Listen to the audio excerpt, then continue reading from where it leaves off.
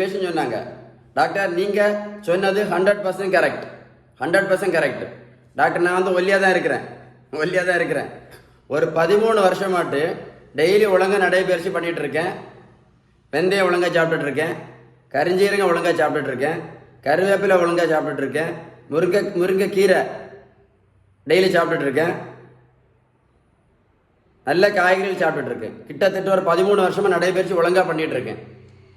ஆனால் முதல்ல ஒரு சுகர் மாத்திரை சாப்பிட்டுட்டு இருந்தேன், அப்போ 2 மாத்திரை ஆச்சு, இப்போ 3 மாத்திரை ஆச்சு.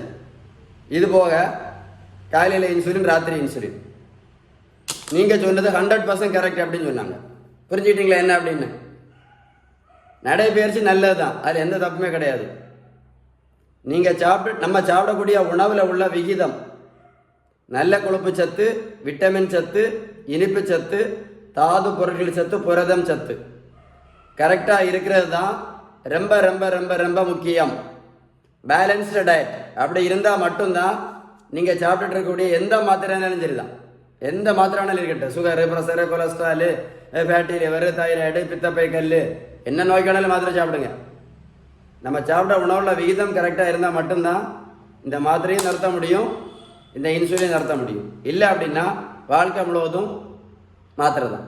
நீங்களே நிறைய பேர் பார்த்துருப்பீங்கல்ல, ஒல்லியாக தான் இருப்பாங்க. சுகருக்கு மாத்திரை, ப்ரெஷருக்கு மாத்திரை, கொலஸ்ட்ராலுக்கு மாத்திரை, ஃபேட்டி லிவருக்கு மாத்திரை, பித்தப்பை கல்லுக்கு மாத்திரை, ஆண்மை குறைவுக்கு மாத்திரை, அப்புறம் இன்சுலின்ஸும் போட்டுட்டு இருப்பாங்க. பார்த்தீங்களா? பார்த்துருப்பீங்கல்ல, ஒல்லியாக தான் இருப்பாங்க. அப்போ எது ரொம்ப முக்கியம்? Balanced diet. அதே மாதிரி தான் அந்த தம்பிக்கு பாருங்கள், மொத்தம் 70 கிலோ வெயிட் குறைச்சிருக்கேன். 120லேருந்து 80 கிலோ, 70 கிலோ, மொத்தம் 50 கிலோ வெயிட் குறைச்சிருக்கேன். ப்ரோட்டீன் பவுடரும் கொடுக்கல, மாத்திரையும் கொடுக்கல, ஜூஸும் கொடுக்கல, ஊசியும் போடல. தம்பியை போய் ரோட்டில் போய் ஓடக்கும் சொல்லல. ரோட்டில் ஓடுனா 70 கிலோ குறைக்க முடியுமா? நீங்களே யோசிச்சு பாருங்களேன். 5 கிலோ குறைக்கலாம்.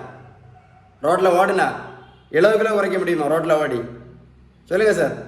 அப்போ என்ன முக்கியம்? பேலன்ஸ்டு டயட், விகிதம் சரியான வீட்டு உணவு முறை.